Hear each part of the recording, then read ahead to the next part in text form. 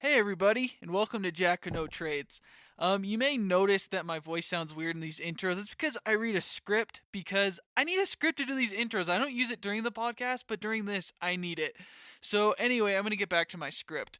In commemoration of the 25th anniversary of the release of Nevermind, Nirvana's hit album, we decided to do a podcast all about the band and specifically Kurt Cobain. We broke it up into two parts since it was a long conversation, so you can thank me for that. You're going to notice that Ben's voice sounds strange around the 10-minute mark. I know, and as the podcast audio engineer, I did everything I could to fix it.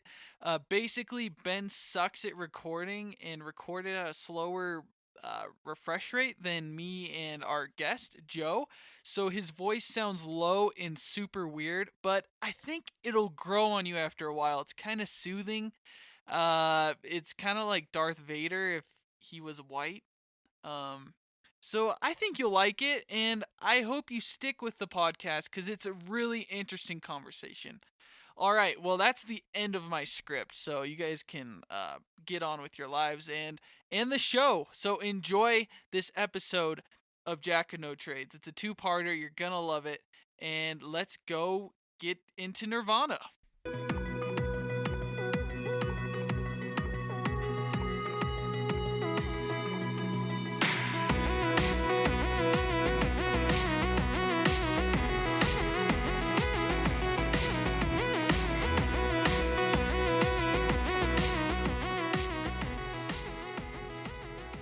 All right, everybody. Welcome back to another week of Jack of No Trades. Tay, how we doing this week, buddy? So good. I'm not blind, guys, so that's good. I can still see. My surgery recovery went really well. I'm just loving life. Not wearing glasses, man. It's awesome. LASIK held up for you. I'm very happy for you. It did. No one And cares. the one and only Joe. Welcome back to the show, my friend. Thank you. It's nice to be Wow. back and talking about LASIK surgery. That's it's a hazard, isn't it? If you're listening to this on your way to work and listening to Taylor getting LASIK, you're more likely to die in a car crash. So we hope no one else died. We have not checked that statistic, so don't hold us accountable. Wow. I am really surprised to have a reoccurring guest on this show. So, Joe, thanks for making that happen. You bet. Absolutely. Happy to be here. So, Joe, why did you want to come back onto Jack of No Trades? Well, the three of us were actually playing a video game a few weeks ago, and I had the idea for a podcast of what everyone's idea would be how would the world and music be different if Kurt Cobain had never died? So let's say he just lives on. How do you think the world would be different? And you know what we said? We said, Joe, you're a dumbass. And we made fun of him. And then about an hour later, Taylor and I texted him like, hey, Joe, we got this great idea for a podcast. What if Kurt Cobain died? And I was all on board. I'm like, guys, I'm in. Let's do He was it. here. Oh, man. See, Yep. Joe, you don't only have a great voice, but you have great ideas. I appreciate that. I'm also very handsome. Yes. You're perfect for podcasts. Yes, that's correct. Yes, so we do have to give Joe credit for the topic because this is a big topic. People love Kurt Cobain. True or false, Tay? Almost as much as Brad and Angelina. Too Sad. soon. Too soon. Way Okay, too but if soon. he gets back and bones Jennifer Aniston again, that's a big play. Or, That's a big play right there. but he's been there. Forget Jennifer Aniston. He's moving on. You know he's going someplace better. Where is Brad Pitt's next move? If you really want to up yourself, because Jennifer Aniston and Angelina Jolie, that's a pretty strong track record. I I'm agree. going to say that's a good one. Where can you go up to pat that resume? Well, you know, I always go back to Old Reliable, and I know she's already married to Ryan Reynolds, but Blake Lively. Strong play, Taylor. I don't know. I think you go the power route. You go for a powerful woman. Maybe Michelle Obama. I don't know. Oh my! Wow. Also married. Also married. Doesn't matter. Just Well, because you there's know- a goalie doesn't mean you can't score. Oh wow! Jeez, a condom reference. I think he should go for the one and only son of a bitch.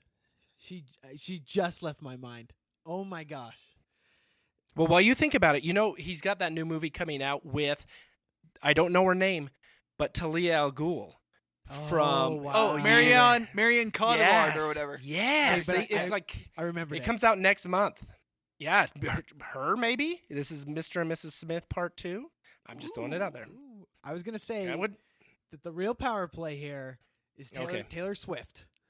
Oh, Taylor Swift. Oh, You hit up Taylor Swift, Swift. and then just dump her ass hard, and that's like 4 albums worth of material for her. Oh my goodness. That's She a would lot. never. Oh, wow. She would never recover. Never recover. Oh, not even How- close. How about Shania Twain? She had that song about Brad Pitt, or mentioned Brad Pitt. Oh yeah. You don't impress me much. Honestly, Shania Twain was married. This is not important to anybody in the podcast world, but Shania Twain was married to Mutt Lange, who produced all the Def Leppard albums. And then Mutt Lange cheated on Shania Twain with one of their couple friends, Ooh. and so they got divorced. And Mutt Lange ended up marrying this lady. Well, Shania Twain was so hurt and looking for comfort that she fell into the arms of the husband of the mistress, and they ended up getting married. Are you kidding me? No. a swinger success story. I don't think they were swingers. It was more of a mistress affair kind of situation. That's a whole correct. nother podcast for Joe, swinging. So Yeah. we won't even go there today. No. Well, that's Hit me up on Twitter. a tangent if I've ever heard of one. Yeah. Okay. Yeah. So anything else, Taylor and Bradgelina? Because this was really not the topic or the podcast for this. No, I think the world is still grieving, so we'll let them grieve, and hopefully we can get back on track. Okay. So to answer my original question, Taylor, is Kurt Cobain a big deal or not? I think he's a really big deal. I mean, if you think about it, Nirvana is still relevant 20 years later. Like, it's kind of like transcended music. It's like a cultural icon at this point. That classic poser Hot Topic t-shirt with the Nirvana sad smiley face thing. You guys know what I'm talking about? Of course. Yep. Absolutely. I mean, it's beyond music at this point. I mean, he's a cultural icon for sure. Now, do you think that? So obviously he has some pull with millennials, right? Yeah. For us, he was this figure that got propelled to being this artist that he really never was. I mean, I like Nirvana's music, but they're not exactly Mozart in any sense of the word. I went back and listened to Bleach. I was not impressed. Yeah, it's pretty rough. And Nirvana's well produced in Nevermind and in Utero, but they're not that great. But for some reason, our generation views them as the shit in terms of 90s music. Like, they are 90s music. Yes. Now, there's someone on the podcast that happened to be around for the full spectrum of 90s music. That would be me. Now, Joe, where's home base for you as far as your music interests? Where do you go to? Well, I am in my. I'll sell out right here and tell you who I am. I'm in my late 30s, so 90s alternative would have been my formative music years. Wow. So from 1990 to about 97, that music means something to me. I mean, that's when I started buying CDs. That's when I really listened to the radio. I could. Somewhere in there I started to drive, so the radio was always on my stations. So that 90s alternative scene still to this day resonates with me and is probably my number one music genre. So we saying like Pearl Jam, Soundgarden. Correct. Yes, and Alice I'll get in into Chains. that. Oh, okay. Yes. All these. And I'm just going to throw it out.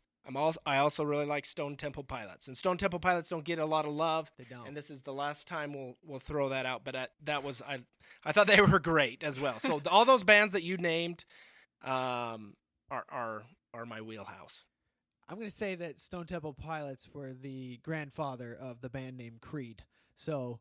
Oh, you watch your mouth. Well, I just heard the news today. I'm coming across this soundboard and going to beat you up here in the Jack and No Trades studio for saying that. Joe is a certified Creed fan, has seen them in concert, has all their albums. No, that is not true. Loves that is not, Scott Stamp. He just loves that guy. That Oh my is goodness. about 70% true. 70% true. I have seen Creed in concert. Yes, correct. I own 3 of their albums, so I think I'm missing one and a greatest hits. Liar, Three liar. more than you should. Liar, you have And- Spotify Premium. I know you have Oh, those well. saved on your phone. No, they're not saved. They're not saved. And I don't like Scott Stapp, but I do like the rest of Creed, and I do like what they're doing now, the band Alter Bridge. And they've dropped Scott Stapp, and they've moved on, and they got Miles Kennedy, who's fantastic and sings for Slash and a lot of other projects. Check them out, Alter Bridge. They're a modern-day rock group that you can get into, but not. I'm not here to talk about Creed side projects. So. If you have time to check out a Creed side project, please write a review for Jack of No Trades on iTunes, okay? Hey, You clearly have enough time to do it if you do that, okay? Hey, I want you two, who also have Spotify Premium, just check out one of Alter Bridge's albums, and then on next week's and be like, hey, you know what? That wasn't that half I bad. will. I've actually listened to Alter Bridge. They're not bad. Yeah, in a world devoid of guitar music, Alter Bridge is. It's good to see Alter Bridge out there, and along with a band that'll come up many times, the Men Who Fight Foo. So, Oh, Big Dave. So Joe, where were you when Kurt Cobain?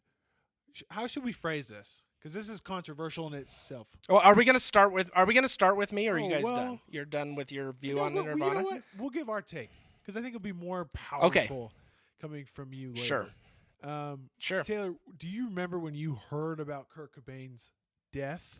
I'm saying death and not suicide, mind you. Yeah. So I really started getting into Nirvana around the time I was like 13 or 14. I grew up in a pretty sheltered home, good Christian home, and growing up, I always heard that Nirvana was evil. But then when I got into junior high school, my friends were like, check out Nirvana. And I felt so dirty listening to it. But I was like, what's the big fuss? It's just rock music. And yeah. And so my eyes were opened and I began to explore. And I really fell in love with Nirvana. And me and Ben were actually in a Nirvana cover band when we were in high school. Going back. How'd that go? We played one show. We recorded 3 cover tracks. Mm-hmm. We're gonna play part of it at the end Bullshit. of this episode. Bullshit. You're welcome. Yes. I wish it was the end of the episode right now. It's bad. just Ben's call it, lead just so we vocals can and hear that. guitar. I was on drums. I do not sing. I am not singing on the track, so it's Taylor's voice that you hear on the track. I have the voice of an angel. It's Ben. Motherfucker. But yeah, I'm that's sure. really where I learned my love of Nirvana. I thought his death was always a little suspicious, just the details surrounding the alleged suicide and his fallout with Courtney Love. And yeah, that's where I was at when I really started learning about the history of Nirvana and the music. How long had he been dead when you guys were in this cover band? He died in 1994. A little over 10 years. Okay. So this was a 15-year Sure. practically Yeah. tribute band. Yeah. If you want to call it that. For a couple of white kids trying to learn some music, Nirvana is a really nice place to start because you learn those 4 power chords Mhm. and you know half of their catalog. So it was a pretty easy choice for us. For me, Nirvana was first like it was just the middle school fad band, that everyone just kind of like, yeah, I love Nirvana. And I was like, screw those kids. I don't like that. And then like I got to high school and all those kids moved into like Fall Out Boy and all that bullshit. And that's when I dove back in and I was like, okay, this is a grumpy white guy that's just like bugged with suburbia, and that's kind of how you feel growing up in a nowhere high school. So it was easy to latch on to. My parents lived in Washington during the time this all happened. And I asked them about it. I'm like, Dad, what was it like living in the city with like Nirvana and Kurt Cobain and all that? And he's like, I don't know. I was working 12 hours a Yeah. day. I don't have a clue. I'd get on the bus at 5 and I'd come home at 8. I don't know. And I was like, oh, okay. Good talking with you, Dad. So I'm gonna be with you, Dad. I really a little cat in the cradle situation right. there, talking with your dad about Nirvana. So it was all hindsight, you know, like it's just looking Yeah. back and it's like, oh man, you know, like that sucks he died, you know, like it's too bad. But for us, he was easy to relate to because he just was bugged with stuff. You didn't know what exactly Kurt Cobain was bugged about, but he was bugged about whatever situation he was in. So it was Have an easy either of you connection. been to the EMP Museum in Seattle? I have, yes. So that's cool because it kind of chronicles Nirvana's journey, like from the very beginning, from about 84 to 85 till his death. And they weren't big for very long, No, really. no. Top They went 3 from being years, a no-name maybe. band until Probably 2 to years. this mega fame just overnight, almost as close as you can really Yeah. get in the music world. So let me ask you guys something. Do you think that Nirvana? I have a theory. So- I have a theory. My theory is this: that every white male in America, at some point in their life, usually in their teenage years or early 20s, and it may last a couple of years, this may last one day, will believe that Led Zeppelin is the greatest band of all time. They'll get into that Led Zeppelin phase, and it'll last a little bit. And they get into it, and then they fall out. Do you think Nirvana's the same way, that every suburban white kid in America is going to one day find Nirvana and be into Nirvana for a little bit and then fall out? Are they that level of rock group? I would say from my experience, yes, because there's almost no one that I know of that demographic that hasn't had that experience. That they at least have a basic appreciation for it, where they're just like, yeah, Yeah. And it's mostly males. Yeah. No, but And it's I hate to throw race into this, but it's mostly white people. I know we're throwing White around males. a lot. I know. So this is not to discriminate. No. It just the music really was made Yeah. by grumpy white.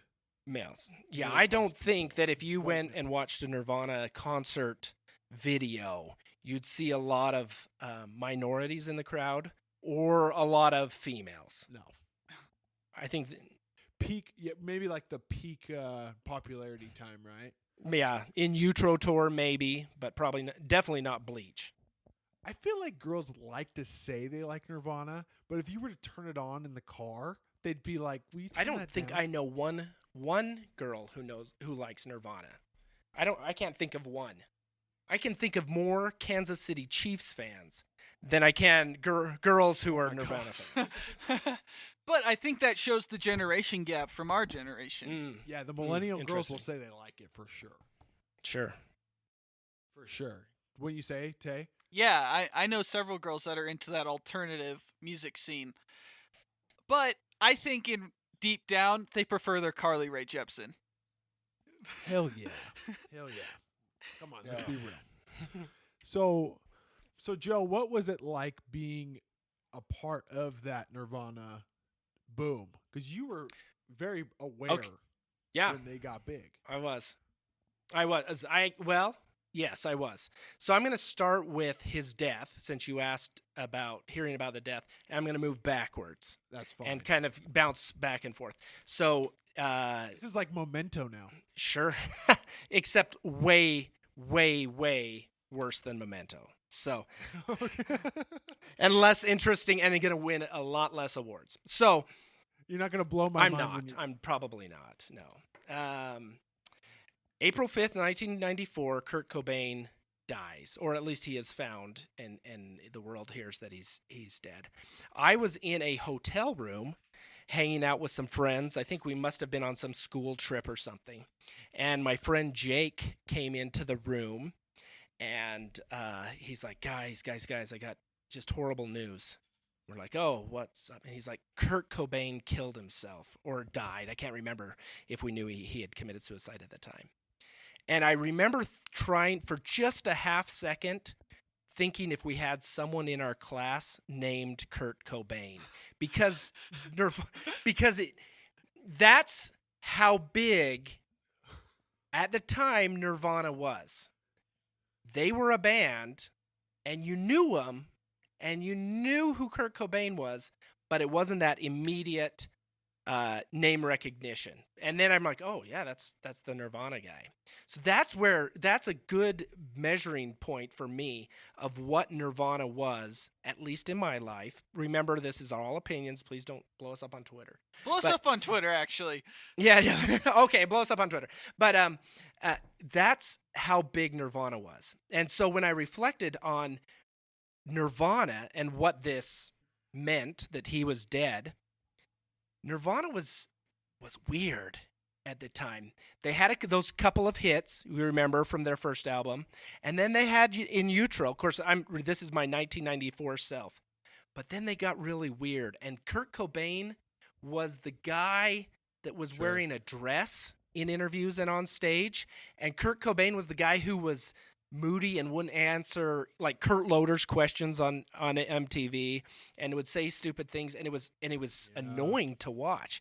And so I thought, oh well, that is going to have no impact whatsoever, except that Nirvana's done making music. And I went on with my day because I had no perception that this would change how we thought of music forever.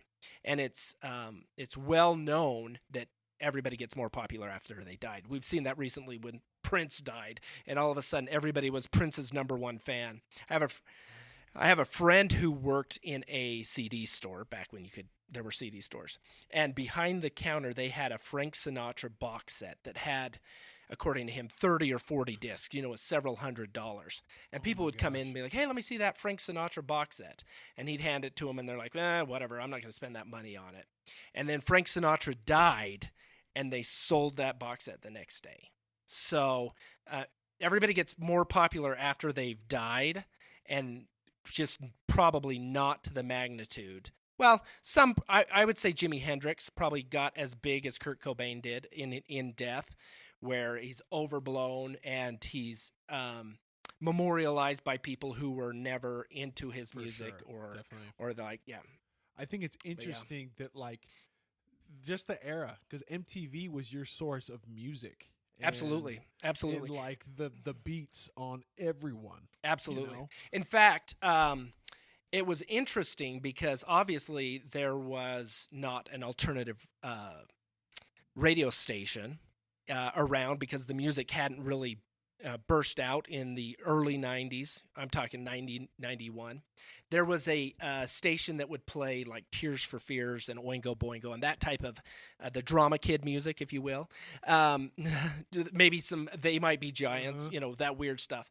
But then there was just the rock station, and it's well chronicled that the hair bands were big, and alternative music killed that off. But at the time, these albums that were coming out, Def Leppard and Danger and Slaughter, where it was becoming, that type of music was becoming commercialized, then all of a sudden this rock station just started playing Soundgarden, and just started playing Pearl Jam and Nirvana, and they were just part of the rock scene. And for us personally, in this where we live, there wasn't a differentiation between the types of music for a while. It was just rock music because it had guitars and drums and someone wailing. And it wasn't till probably right around In Utero time that I remember that this other station that was playing that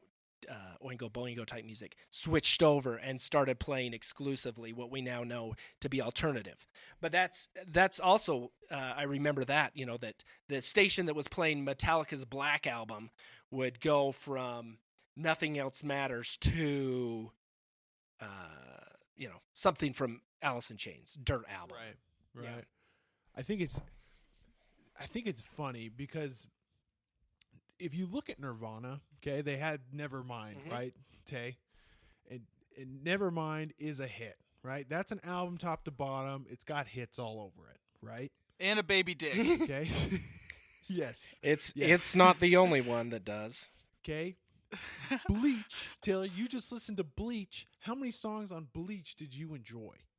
Probably I think there's like 20 songs on Bleach. I probably liked 4 or 5 that I thought were like quality songs. And of the others, are they rough or are they passable?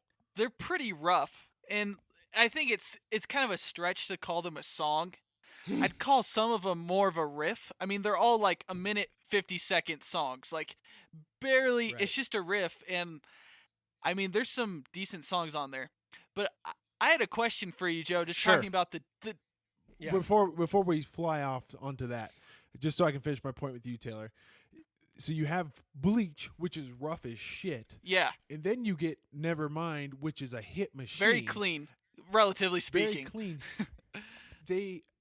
I really believe Kurt Cobain tried to purge the fan base with In Utero. I agree. And he was trying to get rid of the bandwagon with that album. And you know what? For some of those songs, it should have worked.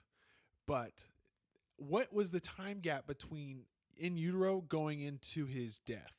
It wasn't that long, was it? No, They I were actually. close.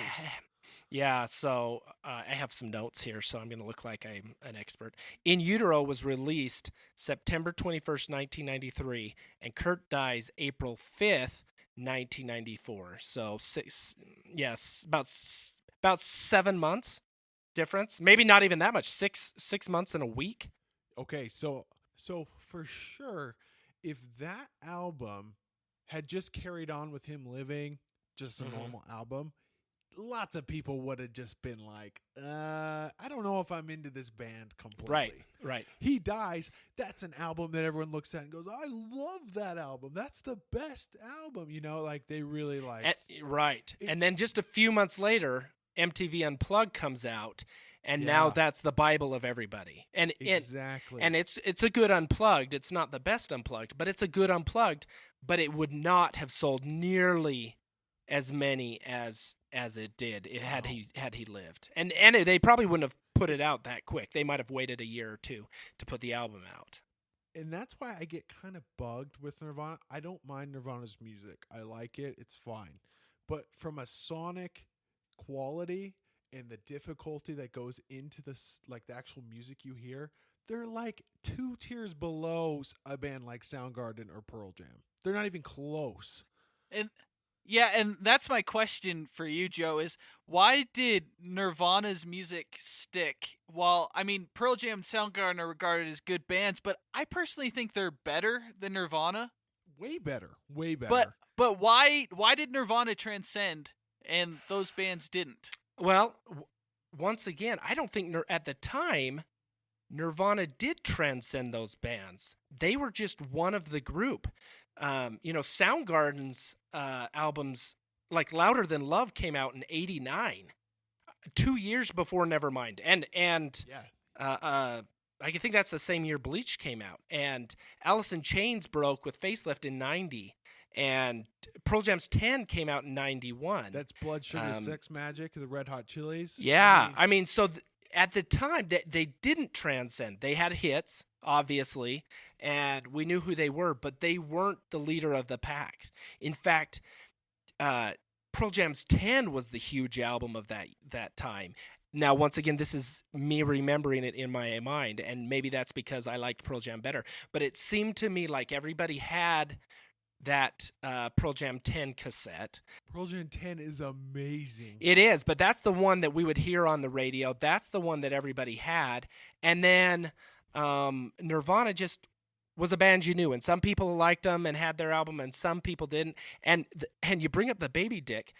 At the time, in 1991, and being a kid, but that was a big deal, and a lot of people's parents said, well, you can't have that album with that on the cover. So I don't know how many people that dissuaded from even getting that album. Obviously, they sold enough. But I mean, at least in my circle, that probably wasn't well accepted. And you talk about Bleach and how awful it sounds. And I was thinking about this earlier today, this kind of arc of music noise. And it seems like in the late 80s, there were these groups that started making music with noise, not necessarily this polished sound that we were starting to get with the high production of the bands that I mentioned earlier, the Def Leppards and such of that rock. Metallica's Black Album is highly polished. And so there are these bands like Sonic Youth and Dinosaur Jr. that were making noise and putting it on albums, and it kind of that fed into this I'm kind of sick of the overproduced, and so bands started down-tuning their bass and using noise more as a musical instrument. And that's what Bleach is, and that's what the early Soundgarden albums are. And even Alice in Chains to this day uses noise as an instrument, And when I say noise, it's this distorted sound that's not super polished. I think that music, if it's over, this noise music peaked with Rage Against the Machine and the White Stripes. I mean, they're two bands that had this completely different, rough, underproduced sound, kind of a lo-fi sound. And that's kind of where that ended, and now we're back into the over-polished, polished Carly Rae Jepsen bullshit. Correct. Yeah. So when we look at punk music, Mm-hmm. we're talking 80s punk, early 90s punk, and then grunge music. How do you really distinguish it? Because when I look at Nirvana, I put them way more in that punk sound than I would a grunge sound. But that's just my definition. Well, I think that the members of Nirvana would be grateful that you said that. I mean, even to this day, Dave Grohl wishes he was in a punk band and wants to be in a punk band, which is crazy. I'm sorry, I can't get into it. I have a brother that got into it for a long while, and it's just not my scene. If you're talking about Nirvana, but that's the similarity between punk and Nirvana is that very basic one or two chords. Here we go. I can't do any band that just has one volume. Yeah, it just doesn't work for me. Sorry, but that's the difference. I think that's the difference. Is punk is consistently loud, and very few chord changes or very few musical intonations. It's more about the feeling behind punk, the attitude. And then Nirvana came in. That's where they separated themselves from punk, probably not on purpose, is with the verse, chorus, verse formula that they used, and that Foo Fighters uses to this day, where they come in with a soft verse, and then they hit the chorus, and then they go back to the verse, but the verse is loud this time, and then chorus, and then they come back to a really soft, super soft verse, and then back to the loud chorus verse. Works every time. Yeah, I mean, you can go, love Foo Fighters, but you can go down their catalog, and you're like, oh, The Pretender, and One by One, and I mean, all these songs follow that Nirvana formula of verse, chorus, verse, soft verse, chorus, verse. So that concludes part 1. And didn't I tell you it's an interesting conversation? Aren't you glad you got to this point? You earned yourself a little treat. And so to play us out for this episode, I'm going to play you a track from mine and Ben's garage band when we were in high school, our Nirvana band. So without further ado, here is About a Girl. We talked about Bleach a lot, so I thought I'd play that one. We have 2 more tracks. We'll play them in part 2. But here you go. Here's About a Girl. Enjoy. See you guys.